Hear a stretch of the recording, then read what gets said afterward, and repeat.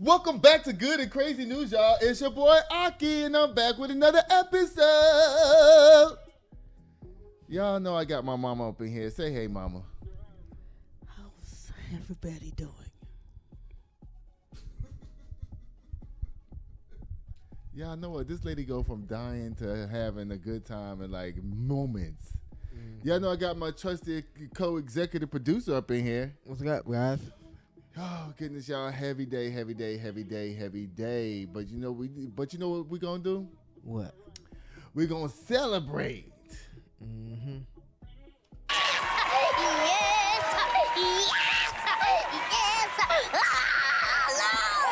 The life of Jesse Jackson, y'all. What a pioneer in the black community. Someone who gave us hope, who stood and marched with Martin Luther King. Yeah. When Martin Luther King passed away, he took the torch and started the Rainbow Push Coalition. He has countless ways of helping people all around the country and around the world. He got over 100 hostages released from prison around the world. I think 20-something in Cuba alone. He got Iranian refugees released. This man's incredible. Yeah. And he's no longer with us, which is something. I'm going to read something to y'all. I got some fun videos to play of Jesse Jackson too, y'all. Y'all going to love these because Jesse Jackson was a firecracker. He was the kind of preacher that wore... he's the kind of preacher that wore jeans and a dashiki to preach, and with a big afro and a afro pick in the back of his head. That's who he was. Yeah. Y'all, it says the civil rights world lost one of its biggest figures today. Reverend Jesse Jackson has died at the age of 84. According to his family, it says Jackson was one of the most influential activists in modern American history and a direct protege of Dr. Martin Luther King Jr. He worked with King in the 60s throughout the Southern Christian Leadership Conference, the SCLC, and was present during the Memphis era of the movement shortly before King's assassination in 1968. Mommy, what did you like about Jesse Jackson? Oh, God. He was a well-speaking man. Oh, now that you're on camera, he's well-spoken? Yes. What else about him? Because a few minutes ago, you had some other choice description words about Jesse Jackson. Well, he was handsome, too. Okay. And what else? He was smart. Thank you. Very smart. Very smart man. Yes. Yeah, it says, after King's death, Jackson became a national leader himself. He led the Operation Breadbasket, a campaign that pressured major companies to hire black workers and invest in black communities, and later founded Operation Push and the Rainbow Push Coalition. Y'all, the Push Coalition, they used to help everybody around the country. They started, what was it? Not Nat Turner. What's his name? He was born today, too. A civil rights person was born today. I forgot his name. It's funny because he was the head of the Black Panthers. Yeah. And the Black Panthers is the one who started that school lunch program around the country because nobody was feeding the kids. And the Black Panthers was the first organization to start national school lunch for kids. I'm telling you, black people be doing some amazing ass shit. Exactly. And then, here come the KK Ku Klux Trump clan to try to tear up everything like they always do every damn thing up down here, y'all. It says, in politics, Jackson broke barriers. Before we even get to his politics, y'all, Jesse Jackson, he loved call and response type shit. He'd be like, when do you want benefits? When do you want them? Now. He's one of them kind of call and response. You go around Jesse Jackson, you going to find yourself being convinced of something. He gonna tell you enough times when you start repeating it to yourself, you start believing it. Yeah. And that's how it works for real. Yeah, he had this speech. It was called what kind of speech was it called? The exact name? I don't know. Patches? Not that one. The one with the kids. Oh. I Am Somebody. Yeah, I Am Somebody. That was really cute and really dope what he did. Yeah. He did it in front of a bunch of adults at first, but I couldn't find a straight through video because that one was moving. I couldn't find the original video. All I found was one with people jumping on top of it, doing their own commentary and stuff. You know, taking the soul out of it. Yeah, taking the soul out of it. So I was like, I don't want to use those. But he did one with Sesame Street with these kids, y'all. It was cute, but I mean, at the end he was like, I may be on welfare, but I'm worthy of whatever. I am somebody. Right. If I was one of them kids, I would have been got up and leave. Aki, where you going? I ain't on welfare. Come on, cat. Oh God, y'all watch this. Want to stop? Yeah. Okay. Here we go. I am somebody. I am somebody. I may be poor. But I am somebody. I may be young. But I am somebody. I may be on welfare. But I am somebody. I may be small. But I am somebody. I may make a mistake. But I am somebody. My clothes are different. My face is different. My hair is different.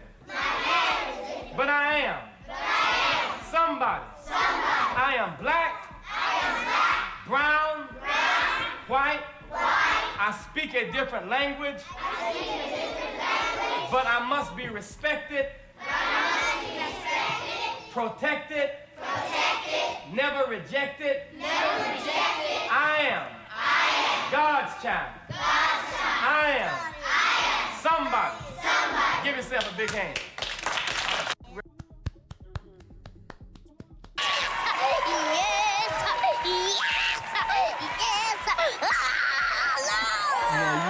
When I was younger, I didn't really appreciate Jesse Jackson because I was a kid. Right. You know, the big thing was Martin Luther King.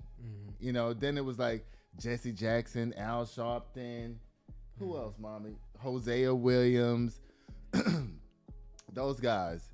But I wasn't really paying attention. I was too busy being 12. Yeah. You know what I mean? Now that I'm an adult, you know, Jesse Jackson ran for president twice, in 1984 and in 1988. And he could have actually won in 88.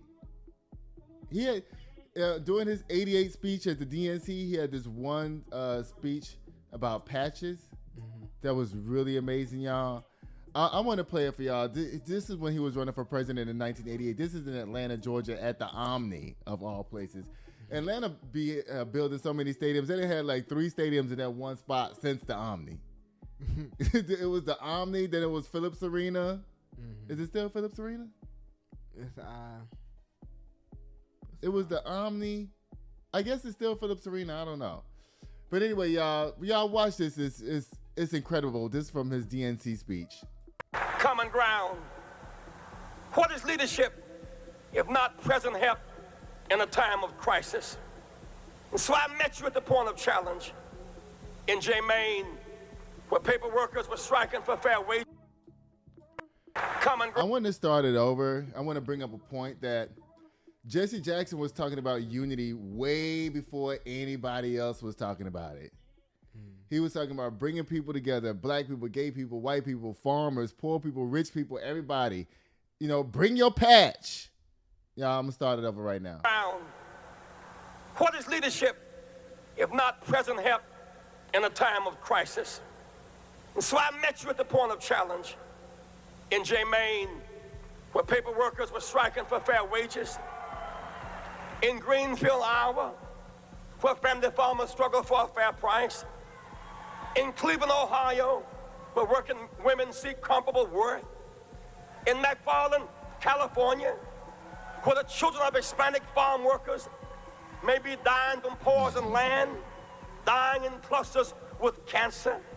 In the AIDS hospice in Houston, Texas, where the sick support one another, too often rejected by their own parents and friends. Common ground. America's not a blanket. woven from one thread, one color, one cloth.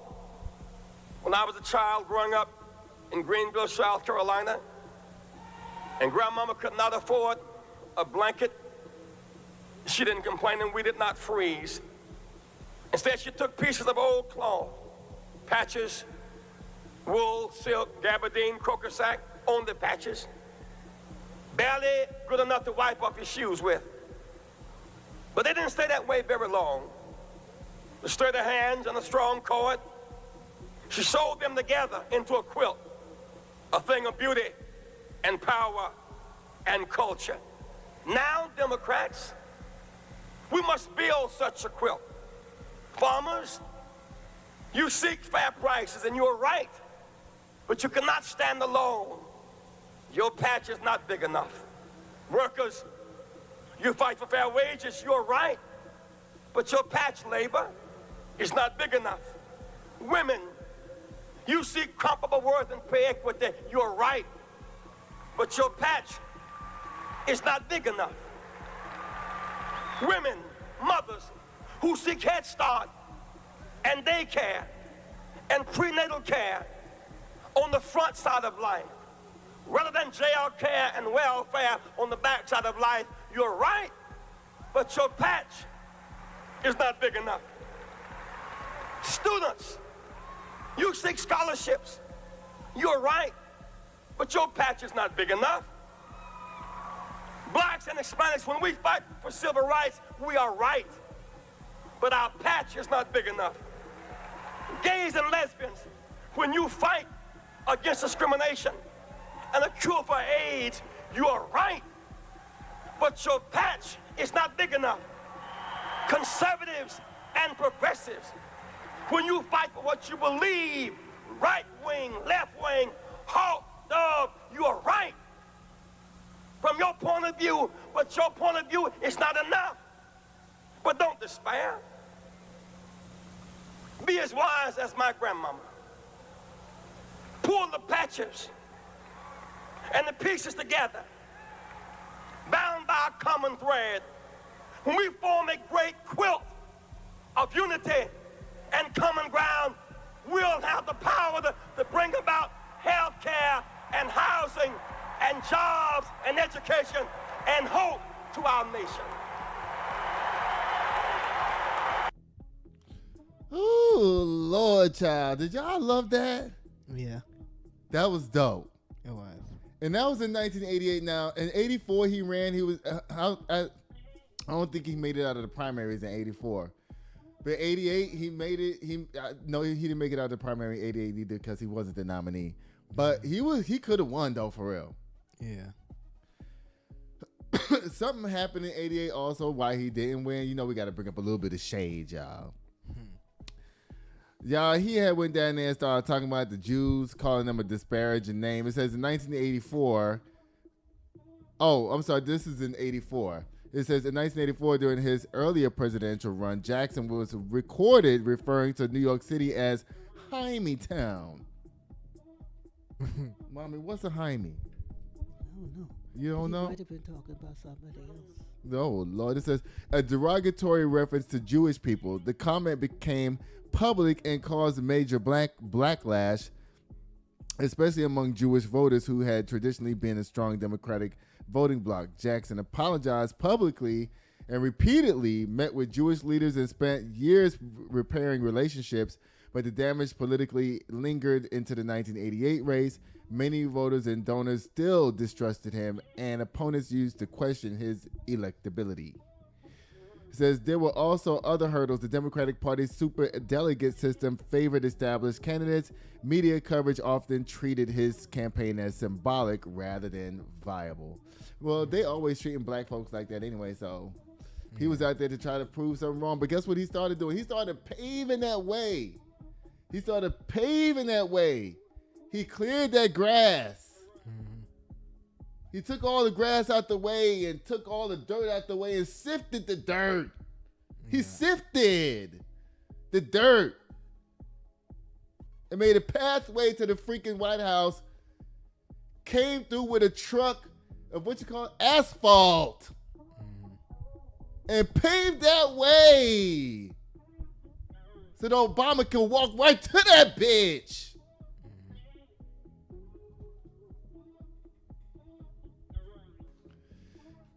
I told you we're going to have some fun. Where's the buttons at?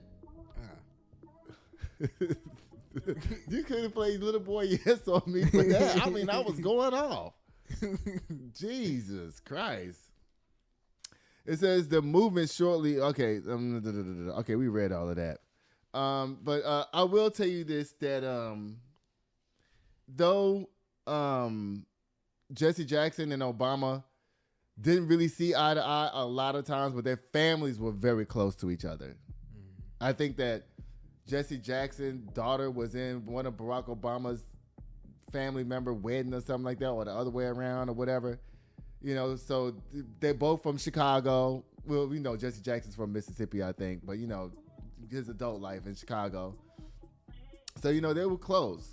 They just didn't see eye to eye on every single thing. All right. And when Obama started running and Jesse Jackson was like, hey, can I come run with y'all? Obama was like, your name is fucked up in these streets. Even though you paved the way, you know, nobody's perfect. I'm not judging Jesse Jackson. No one's perfect. Right. You know what I mean? If you have an illustrious career and nothing goes wrong, you're doing something behind the fucking scenes fucked up.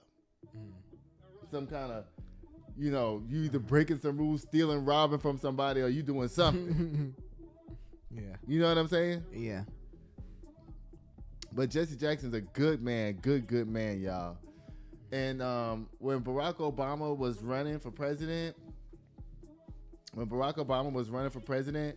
and he won, child, the look on Jesse Jackson's face, right now I want to cry. But back then, when I first saw it, when I was younger, I was like, look at Jesse Jackson. He didn't win. Now Barack Obama's the first black president. That was ignorant Aki talking. Right. I'm going to walk away. Never mind.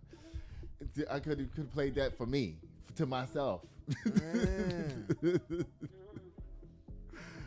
So, you know, the look on Jesse Jackson's face when he saw Barack Obama winning, where is it? Uh-oh, please. How is the Reverend?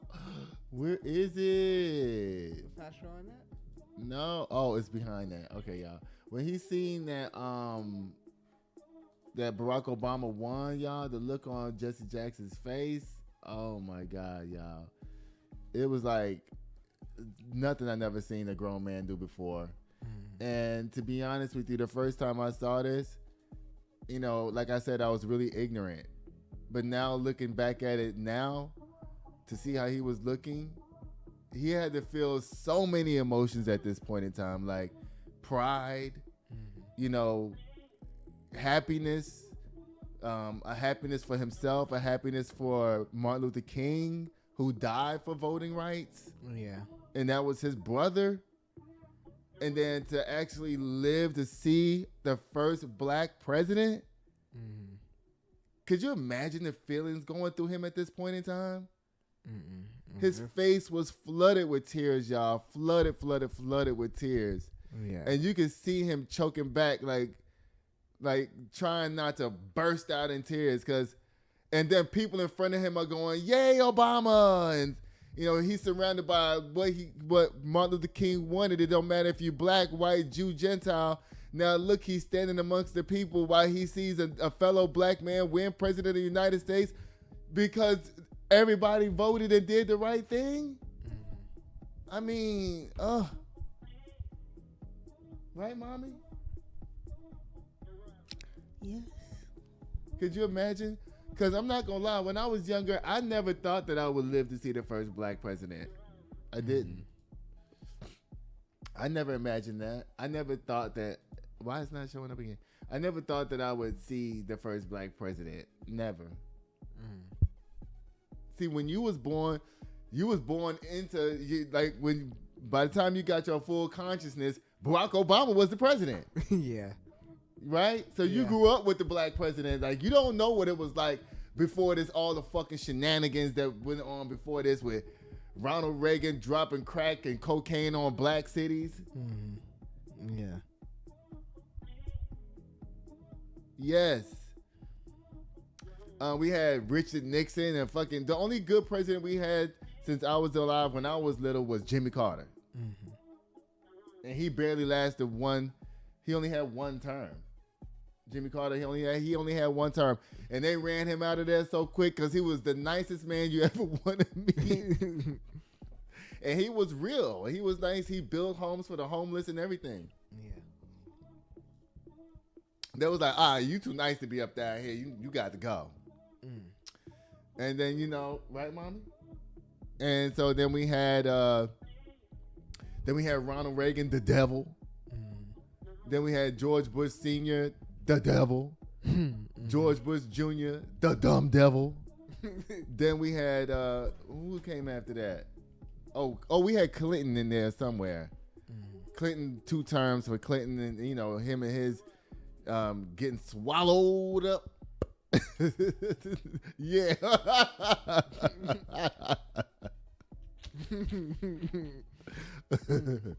Oh my goodness, y'all.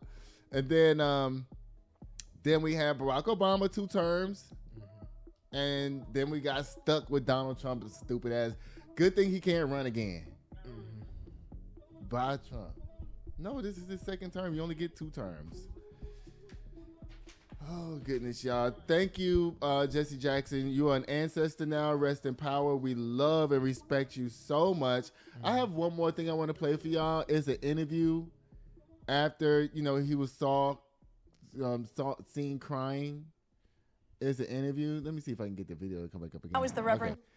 Jesse Jackson. Y'all, here's the interview. This is the same night that Obama won. I think it was the primary. Y'all watch this. That was the Reverend Jesse Jackson, who celebrated Barack Obama's victory here at Grant Park in Chicago last night. Good morning to you, Reverend. Good morning to you. We watched you last night with tears rolling down your face. Last time I'm standing there looking all majestic. I mean, as he spoke to people watching him in Appalachia, in the villages of Kenya and Haiti. And Europe and the palaces of Europe. I mean, there he stood overcoming so much. And then I thought about those who suffered to make it possible, the martyrs, the murdered, the martyrs, many of whom are nameless and faceless, but in some sense their suffering was redeemed last night with that victory. Take me back to the days when you were marching with Dr. King. You had a dream. Did that dream come true? Well, in some sense, because when we marched in Selma, blacks couldn't vote, white women couldn't serve on juries. Then later on, 18-year-olds got the right to vote. Then college students got the right to vote on campuses. Then bilingual voting took place, and then the 88 campaign, the 48 campaigns, and the fight for the physically disabled to be able to vote. So, and I thought about the martyrs. I mean, Soren Goodman and Chain, the 2 Jews and the black were killed. Jamie Lee Jackson killed. Well, it's all about the right to vote. We take it for granted today, but the road to overcome the terrorism to democracy was one paved with great sacrifice. And of course, we are a better America today. We are a different America today. I mean, August 28, 55, Emmett Till killed, lynched. August 28, 63, Dr. King dream in Washington. August 28, 2008, Barack becomes nominee.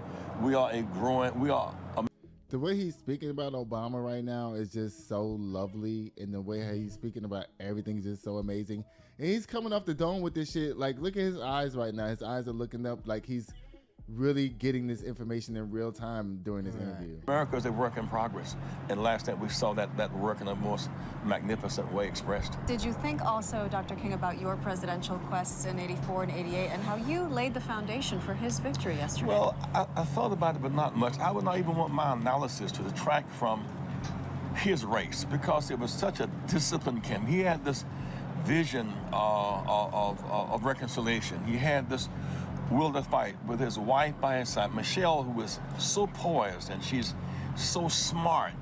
You're going to hear a lot from Michelle Obama, take my word for that. And then a country, we're in a crisis in trust. We don't trust the president. We don't trust the Congress. We think it's complicit. We don't trust Wall Street. Barack emerges as this larger-than-life figure who can be trusted, who brings about hope, and who now helps redeem America. From all of our sordid past about race, here's a guy who has the capacity who are racist only didn't become a negative. Some voted because he was black, because he did have the capacity to take America to the next level. So the stars were aligned in their courses in this campaign, and last night we saw the magnificent, a warm Chicago night, November the 4th. That's a big deal. Thank you, Reverend Jackson. Thank you so much. Thank you. Y'all, Jesse Jackson was such a class act. He was such a great person. I've never been in the same room with Jesse Jackson ever, but it's amazing how we go from such intellectual intelligence, and from him to Barack Obama to Bill Clinton, and from that, and from Jimmy Carter, such great people. We go from that to Donald Trump and motherfuckers like this. Scared of a germ. I used to snort cocaine off a I mean, you can't make this up, y'all. You can't make it up. Lord have mercy, y'all. Lord have mercy. Bye, Jesse Jackson. Oh, wait. What's going on here? What is going on? Bye, Jesse Jackson. You are an ancestor now. We love you so much and respect you. And the baton that you've given to the young people that's coming up right now is going to be great and fantastic. But I know people in the Democratic Party are saying, where's the leaders at? Where's the leaders? They're out there. Yeah. And they're working their ass off. The question is, what are you doing? Where's your leadership at? Put your hat on. Look in the mirror. The leader is you now. I'm the leader. This platform that I have right here, even though it's a small, tiny platform, this is my voice that I'm using to promote. Right. We're all leaders now. Yeah. Because of the internet, because of social media, because it's 2026. We all of our voices can be heard at the same time. And if you feel like your voice needs to be heard, use the 5 Calls app on your phone and talk about anything governmental you need to see change in your congressional district, on your street, your block, or in your country, your state, anywhere. 5 Calls app for everybody. And everybody, please do not forget to register to vote, because that's why all of these people are doing what they're doing. It's all about voting and voters' rights and life and legacy. And don't forget to use the census when it comes around. Right. Y'all, especially black people. Fill out the census. That's why your roads is fucked up in your neighborhood, because you ain't filling out the census. That's why your library don't have good black books, because you ain't filling out the census. That's why that's why when they expand the train don't stop in your neighborhood, because you ain't filled out the census. That's what the census is for. Yeah. When you want a new bus stop in your neighborhood, you don't get the bus stop because you ain't filled out the census. So I'm going to need everybody to fill out the census and get registered to vote. And that's me standing on my soapbox for today. Thank you, Jesse Jackson, for giving me the strength to sit up down here and do what I'm doing right now. Love you, brother. Oh, gosh. From that to this. How is the Oh, my goodness. Y'all. As you Barack Obama went and sat down with Brian Tyler Cohen this past weekend to answer questions from Bozo and his other like RFK and them type of stupid motherfuckers again. Here we go with these dummies. No, RFK. Never mind. Both. Oh, okay. Go ahead. We got to Scared deal of a with germ. dummies like this. I used to snort cocaine Okay, off a so Barack Obama went down and sat down with Tyler. What was saying that you want to erase something? Yeah, hold up. Barack Obama, turn off the caller. Went down. Wait, before I get to this next thing, don't forget to like and share and subscribe to my channel. I never say that, and I notice that people, when they say it all the time, people do be subscribing. Y'all, don't forget to hit the like bell, the like button, and the subscribe button, and to hit the bell for notifications. Do all that stuff, cause we need the numbers, y'all. We are kissing 5,000 subscribers. We would have been at 6,000. Yeah. If never mind. So Barack Obama went down there to sit with Tyler Cohen, after that whole thing happened with the monkey situation. And I don't trust nobody with the last name Cohen. That's just me. How many Cohens are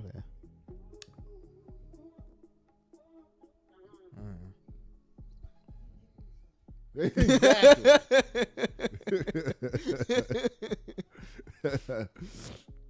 Anyway, it's not that I don't like people with the last name Cohen. That's not true. But, you know, Cohen's in entertainment, they're always trying to exploit somebody. So Tyler, whatever his name is, Tyler Cohen, he sat down there. He didn't give Barack Obama 2 seconds before he started asking about the monkey situation. When Donald Trump turned Barack Obama and Michelle into monkeys. Oh. So Barack Obama went down there and sat down with Brian Tyler Cohen. And Tyler Cohen couldn't wait to ask him about the monkey thing. Now, in good Obama fashion, Obama didn't directly answer the question at all. But everybody, all the media sources was like, this is what Barack Obama said. Y'all want to see it? Y'all, this is like 6 minutes because, you know, Barack Obama, all you got to do is ask him, say good morning to him, and he starts running his mouth, and you can't stop him. Okay? If you say, how's the weather to Barack Obama, you'll be standing there for 45 minutes. Oh, come on, cat. Y'all watch this right here. Y'all watch this. Here you go. I think this is it. I hope it is. I feel. Oh, no. How'd I get all the way down here? Oh, goodness, y'all. All right, y'all. I think this is it right here. No. Okay. Oh, I done got myself confused. Okay, y'all. Here's Barack Obama sitting down with Brian Tyler Cohen when he asked him about the monkey thing. But listen to what Barack Obama had to say at length, because it's all fantastic. Take a listen. As you know, better than anybody, the discourse has devolved into a level of cruelty that we haven't seen before. What was disqualifying just a few years ago now not only feels fine, acceptable, but actually rewarded. You have administration officials saying that the victims of ISIS aggression are domestic terrorists. You have J.D. Vance coming out and saying that it's okay. You don't have to apologize for being white. Just days ago, Donald Trump put a picture of your face on an ape's body. And so again, this is kind of, we've seen the de-evolution of the discourse. How do we come back from a place that we have fallen into? Well, first of all, I think it's important to recognize that the majority of the American people find this behavior deeply troubling. It is true that it gets attention.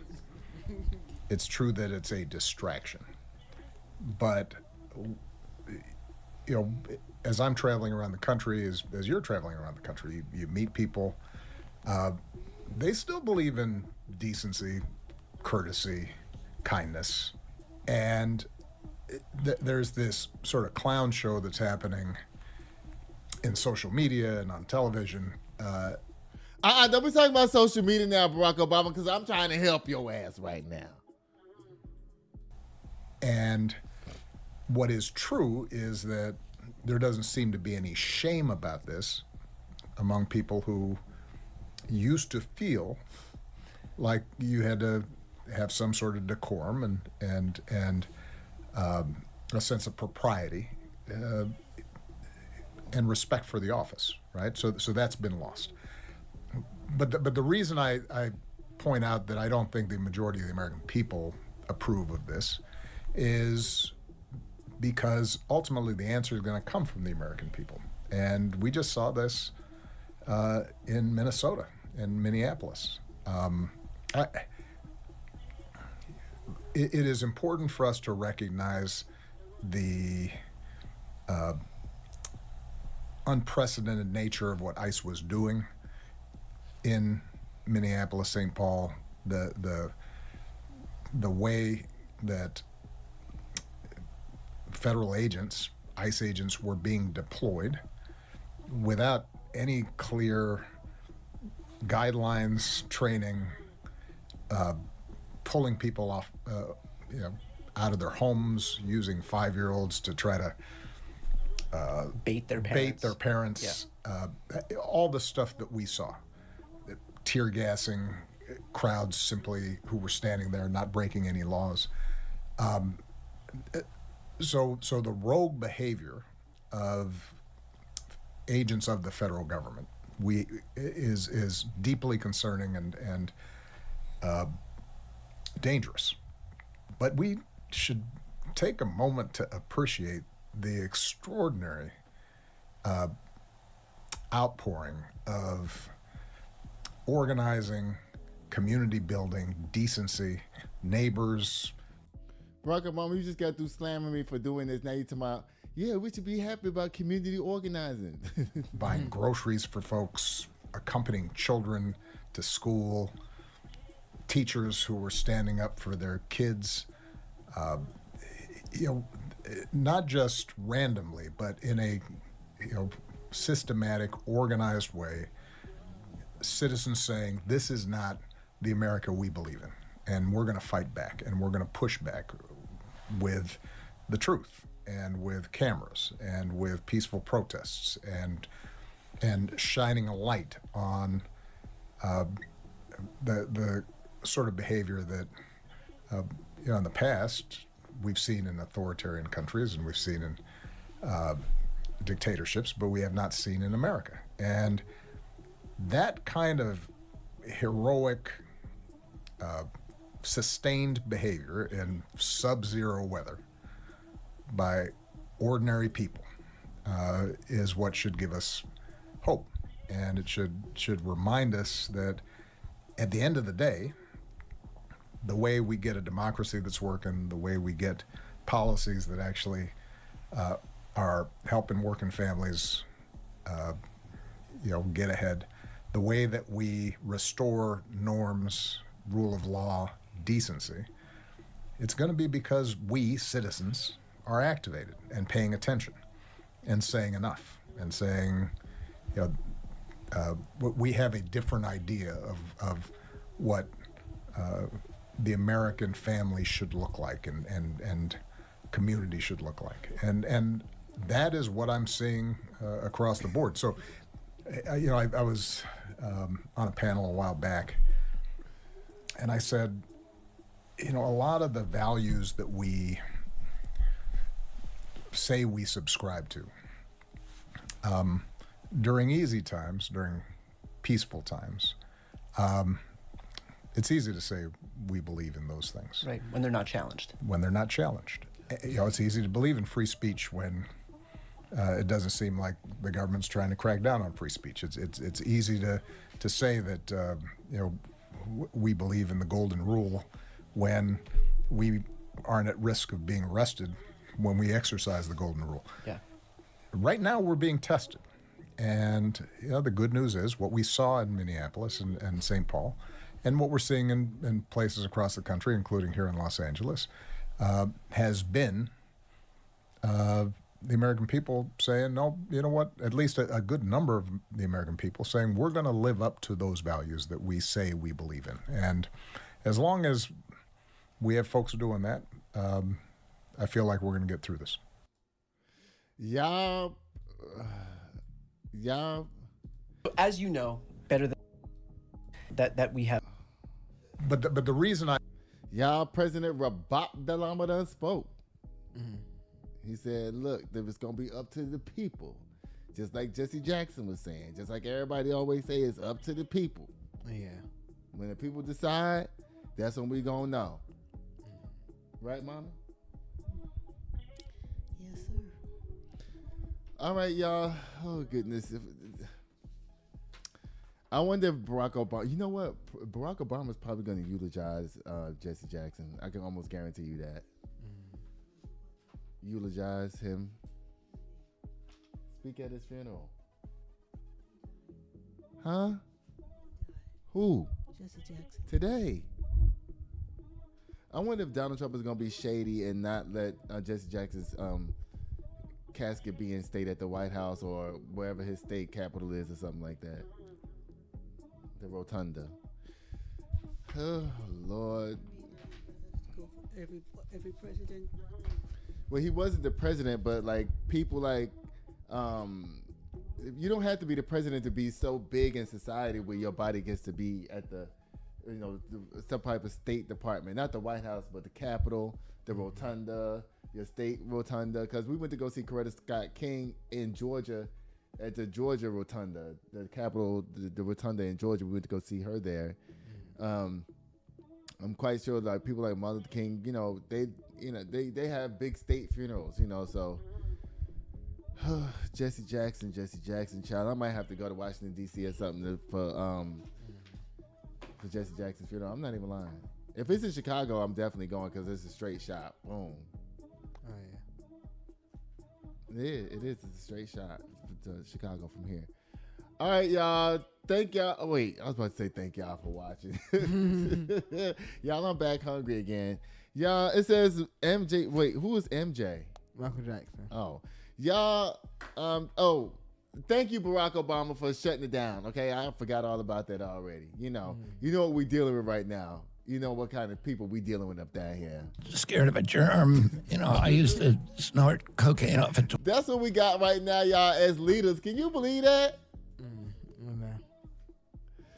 Y'all, it says Michael Jackson fans furious after Sexyy Red's viral Just Eat It clip. She took Michael Jackson's Beat It song and made Eat It.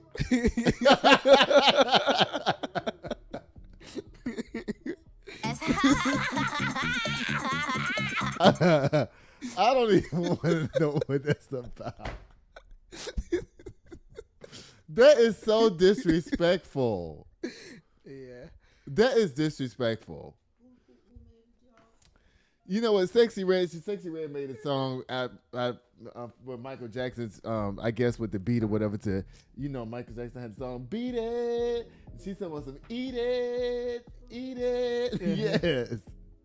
Michael Jackson's estate is making his position clear after a viral clip of Sexyy Red's explicit remix of Beat It set social media on fire. In a statement to Billboard, the estate for Michael Jackson shut down the speculation. We're totally unaware of this, a spokesperson said. The use of the music is unauthorized. As a result, the song is not expected to receive any official clearance or release. Did you have the song? Did you know where to hear it at? That's the auto slam, y'all. Bye, Sexyy Red. Again. Y'all know I'm stuttering because I'm hungry. I haven't eaten nothing all day. Like, I'm legit starving for real. Oh, my goodness, y'all. Let me see. Can we find Eat It? Let's see. Can we find it? Let's see. Let's go to, if it's anywhere, where is it going to be? TikTok. Sexyy Red, Eat It. Let me see if it's on here. No. If a white girl did that, it would be blasphemous. Beyond blasphemy. Let me see. Sexyy Red, Eat It. Come on. Let's see. Oh, Lord. Here you go, y'all. Why it ain't playing?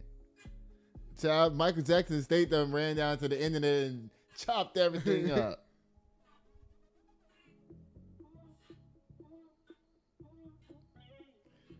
What is going on? How come? Oh, Lord, y'all. Maybe I got too much shit going on my phone. Let me see, y'all, because y'all know my phone be here. Look how many things I got open. That don't make no sense. Let me see. Okay, let me see. It's going to work now. Child, they done told Sexyy Red to stop it. Yeah.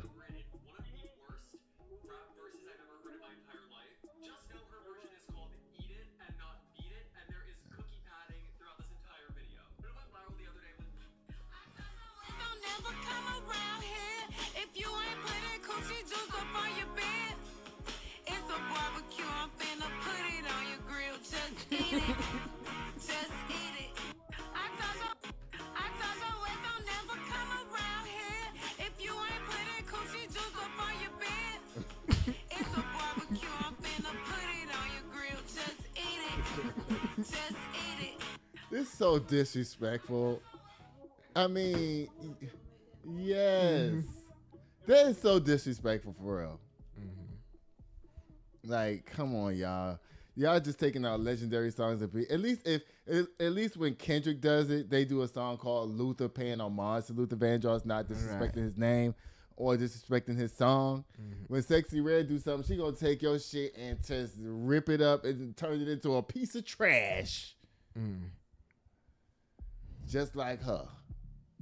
She don't have no career. That's why she got to do all this begging and pleading down here. And, when I say begging and pleading, I mean by way of doing shit like that. Look at me. Pick me. I'm over here, you guys. Y'all don't forget about me. I'm going to do something stupid. Yeah.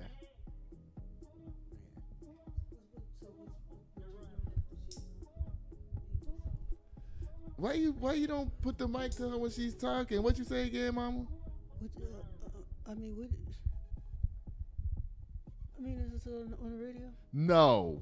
It ain't even reach the radio. It probably won't even never get to the radio because Michael Jackson family that said they would never clear that. But you know what? She could make the song anyway and suffer the consequences. Yeah. That's a choice she can make. Yeah. You know, look, we're just gonna go ahead and put it out, and then get sued by the estate, cause a huge ruckus so Sexyy Red could be back in the news again. Drop a new album. And drop an album. Hello. These people, y'all little secrets, the little tactics y'all do, we all know what they are now, y'all. There's nothing a secret. Nothing. Cardi B and her misogynistic boyfriend is back up down here fighting again, y'all. Where is the... You don't have no thing for Cardi B? I do. As you... Where is it? You gotta do commercial first. Okay, y'all. I don't even know which one of these is the stupid commercial. Y'all, guess what? We'll be right back. This show is brought to you by Chris Castaneda with Mortgage Right. Tired of throwing money away on rent? Escape the cycle and start building real wealth. Chris can help you land the perfect home loan for your unique situation. Whether you're a first-time buyer or looking to upgrade, we'll guide you every step of the way, from pre-approval to closing. Contact Chris today to get started. And we're back. You know, if you think about it, Michael Jackson's title, Beat It, and then her title, Eat It, actually kind of go together. You gotta eat it to beat it, right? You gotta eat it before you beat it.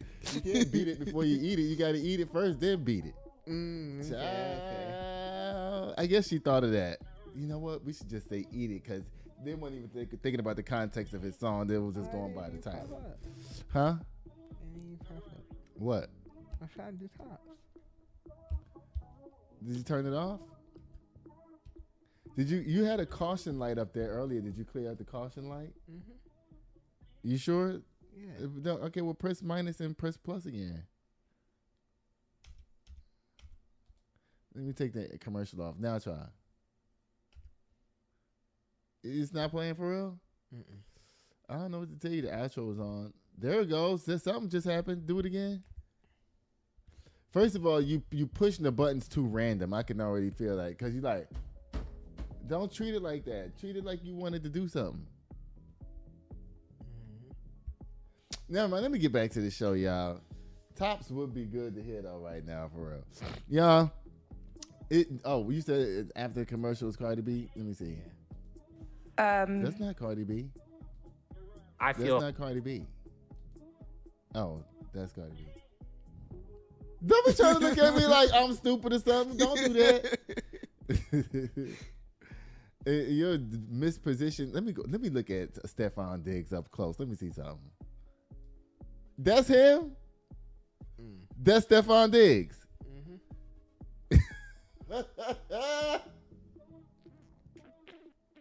I'm gonna walk away because I need to calm down, because bitches in here is motherfucking trying me, and I'm ready to pop the fuck off. Because you're gonna say and call me arrogant and like you don't like me, bitch. That you is don't know me. Stefon Diggs. This is Stefon Diggs right there. That was Stefon Diggs. That's Stefon Diggs I know. Come on, cat. Stefon Diggs be beating up on women and shit. Child, come to find out he done had a relationship with this girl, that his maid at the house or whatever. That's who they talking about? Yeah. Still?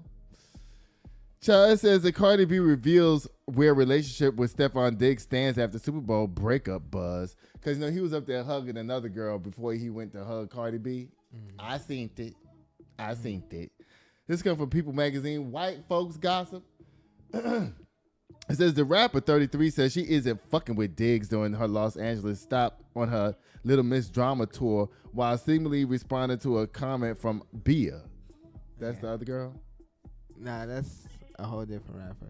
Okay, it says, this is a quote. Just because I ain't fucking with my baby daddy doesn't mean you get to talk about my baby daddy, Cardi said at the Super Bowl on Sunday. Who cares? All right. Oh, God. Here go Cardi B again. This is for you, bitch, she added before performing her 2025 song, Pretty and Petty. and from her album, I Am With the Drama album.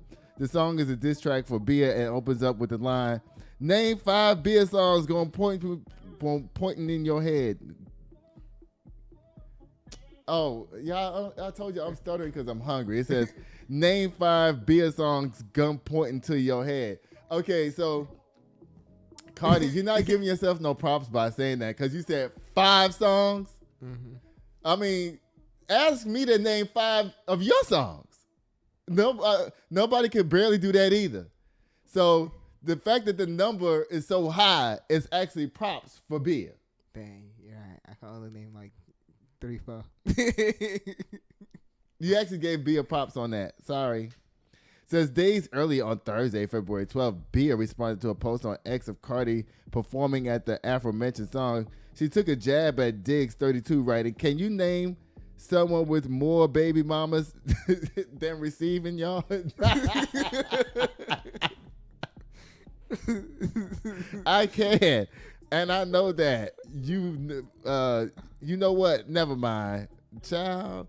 It says Cardi B said on Wednesday about fighting ICE during the concert in California, saying federal officers ain't taking my fans, prompting her response from the Department of Homeland Security. Bitch, if ICE coming here, we going to jump their asses, Cardi said on stage at her concert.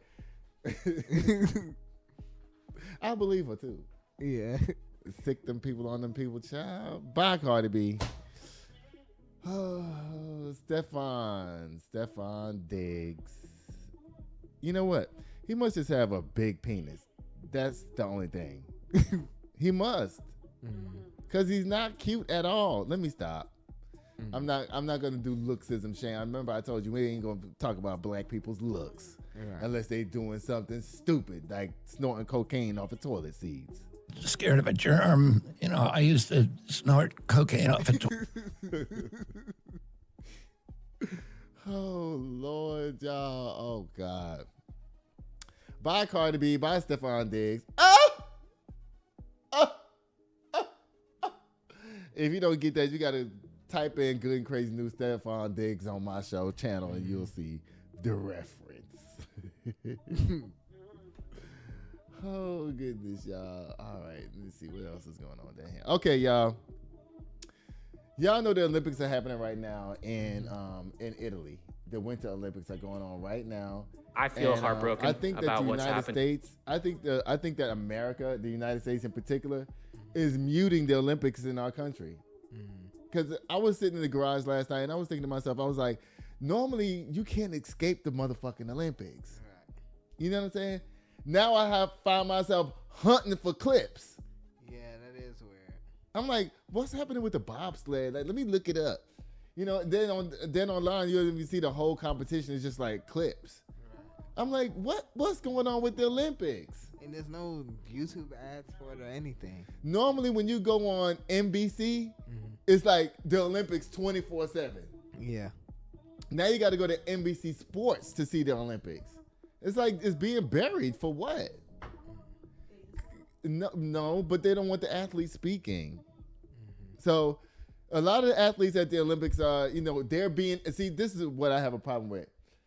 The American Republican media is saying like they doing something bad and wrong by speaking on this, but they're being asked. Right. They're not sitting down there going, our country's in bad shape, y'all, blah, blah. They sitting down with the media like they supposed to do after their competition, and the media is asking them. Right. And they're just simply answering questions. Megyn Kelly, and Donald Trump, and RFK, and Kash Patel. So this is what the American athletes have to say after they were asked a question.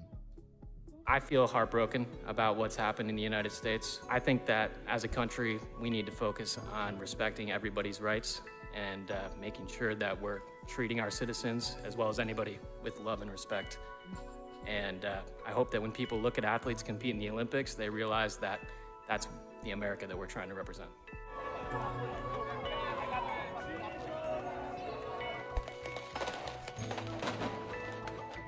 Yeah, the political divide in the United States is very prevalent, and competition in sports is always a way to bring people together, and I think the Olympics is a great spot in that, where it brings every country and all athletes and all aspects of people from everywhere together. I think it brings up mixed emotions to represent the U.S. right now, I think. It's a little hard, just because I'm wearing the flag doesn't mean I represent everything that's going on in the U.S.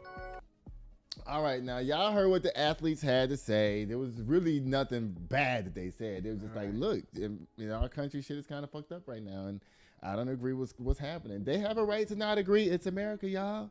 Free speech. Remember? Remember? Because I remember. All they really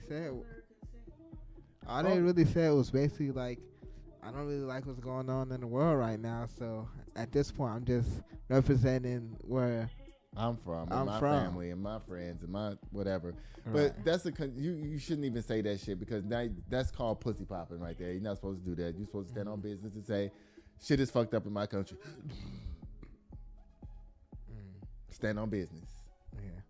Don't try to turn it into, I'm just worried about me and my family. No, bitch, you represent the United States. You have the flag on. If it's just about you and not your country, take the flag off and don't even compete up down there. You're supposed to stand with the people, because that's who you're representing. That's what those 13 stripes and 50 stars mean. Yeah. Every 13 colonies in all of America. Yeah. Y'all, Judah's looking at me like, I don't know about that. But let me tell you something, it's true. Yeah. You're supposed to be proud to represent the country when you leave here. Yeah. And they are proud, but they also have a right to say what they want to say. Right. No, not as far as I'm concerned. Why are you not giving her the mic? Well, you don't want Mama to be able to say nothing tonight? I'm just asking a question. Because, people love hearing her voice. They be DMing me and talking about, when's Miss Nancy going to be back on the show again and stuff? Yeah. They be like, where's your mama at? Where your mama at? Yeah. They love you a part of the show. Okay. Even though you always try to diss us and leave every 5 minutes. Y'all should wait till we set up the cameras and lights and all of that and be like, I'm going to watch TV in the living room. We about to do a show right here. Y'all, what was I talking about? The Olympics. Okay, y'all, so here's the haters version. Here's the video of the haters and all they shit they had to say, y'all. Watch this. No, we got one more week, I think. Watch this, y'all. Of cooperation and of competition.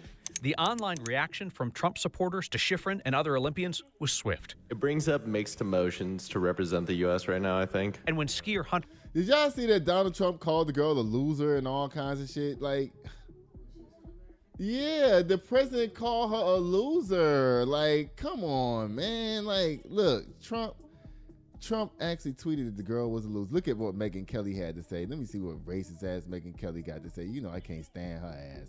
She says, as if it were just a little bit political view, the spouse as opposed to Claire shame in representing the country, the gaslighting should be stripped of his medals and sent back to the United States immediately. Bitch, shut up. You have no talent yourself. Zero. She's like a white Candace Owens. She sit down there and just run her damn mouth.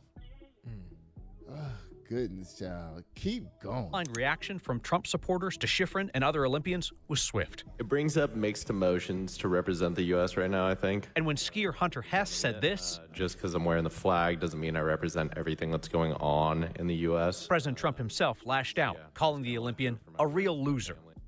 Here you go what Donald Trump said, y'all. Look, this is what Donald Trump said, y'all. Can y'all believe this? That he said this about our athletes that are down there competing? If U.S. Olympic skier Hunter Hess, a real loser, says he doesn't represent his country in the current Winter Olympics, if that's the case, he shouldn't have tried out for the team, and it's too bad on it, and very hard to root for someone like this. Make America great again. That's the president. That's our president. Oh, Lord. Oh, my God. That is y'all president. And saying he shouldn't have tried out for Team USA. Skier Svi Irving from Colorado said this. Yeah, it's definitely a tough time in our country right now, and I think I just continue to represent my values, which is compassion and respect and love for others. Figure skater Amber Glenn says she got a scary amount of hate and threats after this comment. It's been a hard time for the community overall under this administration. As increasing numbers of American Olympians continue the generations-old tradition of using their platform to send a message. Feel heartbroken about what's happened in the United States. Even if it now means potentially being targeted by the president himself. I think that as a country, we need to focus on respecting everybody's rights and making sure that we're treating our citizens as well as anybody with love and respect. And I hope that when people look at athletes compete in the Olympics, they realize that that's the America that we're trying to represent. I can't believe that we have to deal with this. I really can't believe it. Bye, Donald Trump. Bye, Megyn Kelly. Oh, yeah. Child, there's a whole lot going on down here. Y'all, you know what? I'm going to do a whole story on Wynton Marsalis because he just retired, and it's a huge story. Yeah. I wanted to give him the same amount of props that I did to Jesse Jackson. Mm-hmm. Y'all, Stephen A. Smith says he may be stepping into the political arena, and it could put him on a collision course with Donald Trump and the Republican Party. Go ahead down there. Go ahead. Go ahead. He wanna run as a Republican. Go right ahead. No, Stephen A. Smith, Tippy Turtle, Frogman, Turtle Face. I'm sick of him. Y'all, our page is fully 100% monetized. Oh, somebody's leaving messages. Hey, y'all. Hey. What you say? I can see that. What can you see? Hey. Oh, goodness, y'all. Let me not get all excited and shit. Y'all, we are crawling towards 5,000 subscribers. We are on our way. Okay? I need a video to this, so I'm not going to play it. You got a video to this? No. Okay, so we yeah, this is all gonna be Thursday. Now you know Thursday I'm in class because this T.S. Madison DL Whisperer story is getting big. It is like T.S. Madison's cock. Oh, man, come on, cat.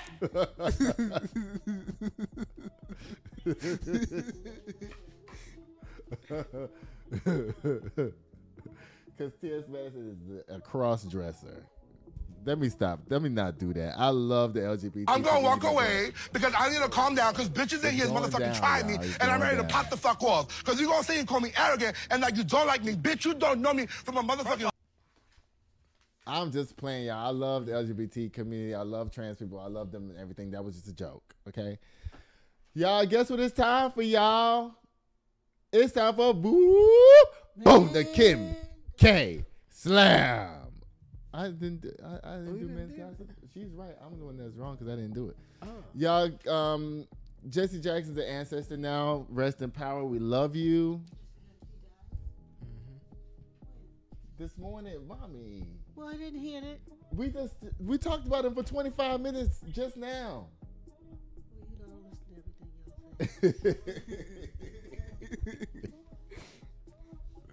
y'all say. I know. We are too. Obama, you did the right thing by answering that question, but what's Mr. Cohen? Sexyy Red, listen, I'm going to need you to go sit your ass down. Yeah. Eat it! Eat it! Don't you want to eat, then beat it. That was good. Don't you want to eat, then beat it. Okay. My version is probably better. Cardi B, you and Stefon, y'all can go skip down the yellow brick road or whatever y'all want to do. Olympic athletes, y'all have a right to speak out. And Stephen A. Smith, don't nobody give a damn about what you talking about up over there. Hold on, mommy. Y'all want to play Am I Tripping right quick? Yeah. Let's play a couple of Am I Tripping. You want to play? Yeah.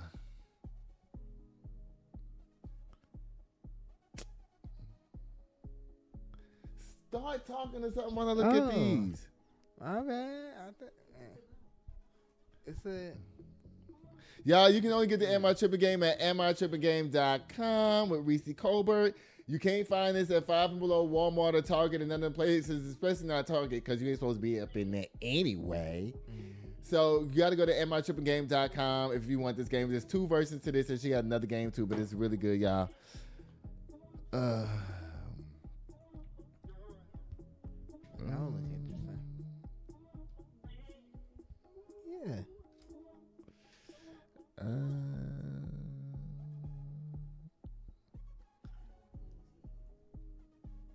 Let me see. Oh my God! All right, so we're gonna do 2.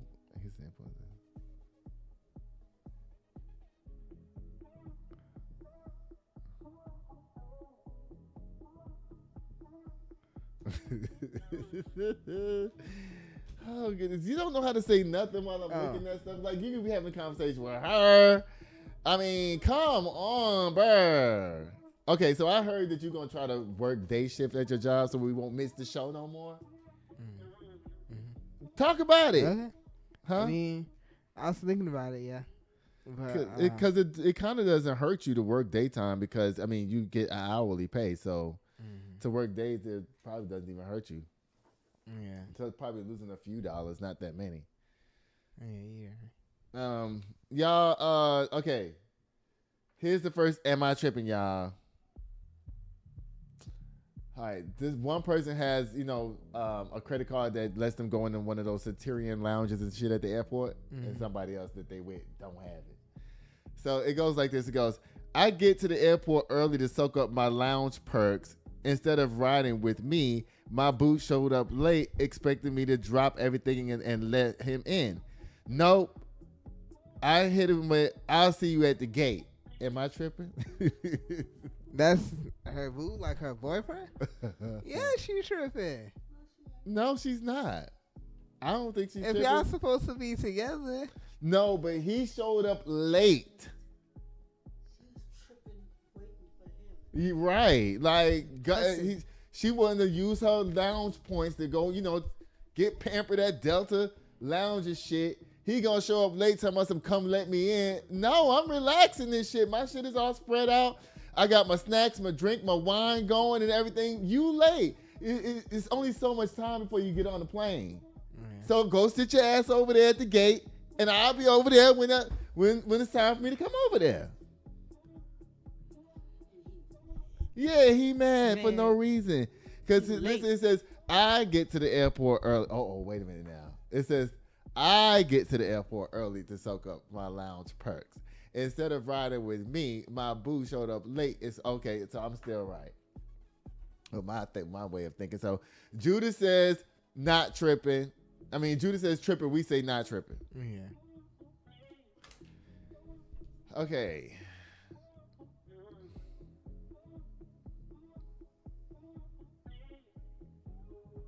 Because I do this shit.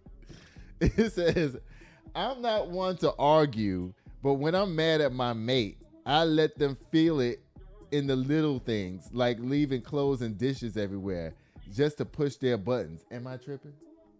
Yes. Yeah. Be an adult and talk your shit out. Don't act like a child. What you say, Mom? But guess what? I do it, so I don't know what I'm talking about. No, you was right. You're tripping. Trip. So what you think, Judah? Yeah, you tripping.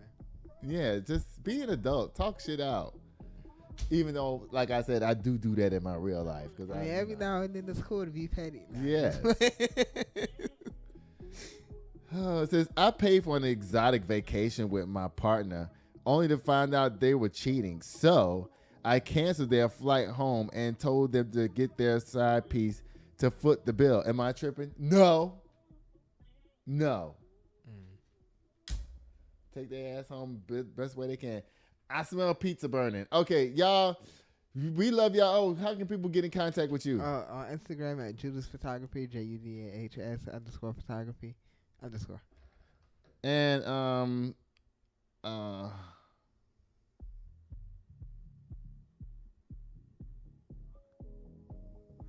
And Mommy, how can people get in contact with you?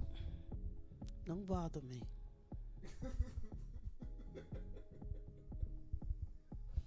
Oh, man, come on, cat. Yes. And I love y'all so much for watching. But guess what I'll be doing till next time, y'all? I'll be sitting here waiting at the door. Ain't nobody asking you. Bye, y'all. Oh, wait. What's happening? Oh, bye, y'all. I'll see y'all later. Bye. Say it with me, y'all. I'll be sitting here waiting at the door. Bye. Why it's not working? Oh. Sitting here waiting at the door, yeah. 1942. Sitting here waiting on you, yeah. Just waiting on you, just waiting. Nights that I'm spending all alone. Been waiting for you to walk through the door. Rockin' designer, Gucci attire with the Louboutin heels. Little shawty dressed up, she styled. Thank you.